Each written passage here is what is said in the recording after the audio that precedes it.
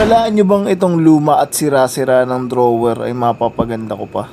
Basta nga paglaanan mo lang ng oras at dedikasyon ng isang bagay, hindi malayong ma-improve mo pa to at mabigyan ng panibagong buhay. Dahil nga sa pagtitipid at pagiging malaro ng isip, ay sinubukan kong i-makeover tong drawer na to. At hindi nga ako nagkamali. Tignan nyo naman ang kinalabasan. Parang isang bago at mamahaling furniture. Hindi mo mahalatang luma na to at marami ng sira. Ano pang hinihintay? Ito nga, tiyaayos ko na ang kanyang paglalagyan. At magpapaalam na nga rin ako sa 20 years old na Durabox. Lahat talaga ng bagay ay magtatagal pag iningatan mo ito. Gaya ng vacuum cleaner ko na to, 5 years na rin to sa akin. At hanggang ngayon, gumagana pa rin. Saktong-sakto nga at parang sinukat tong drawer. Bagay na bagay nga ang kulay niya para sa tema ng ating kwarto. Malinis at eleganting tignan. Sarap talaga pagmasdan ng pinaghirapan mo. Lalo pag lagi mo tong makikita, ay hikayat ka na gumawa pa at magsipag. Ito na nga ang pinakahihintay ko. Malalagay ko na rin yung mga nakakalat kong gamit at mga damit. Siyempre, hindi mawawala ang pampatulog. Sunod naman ang mga damit. Ginawa sa pakiramdam pag nakikita mong maayos lahat.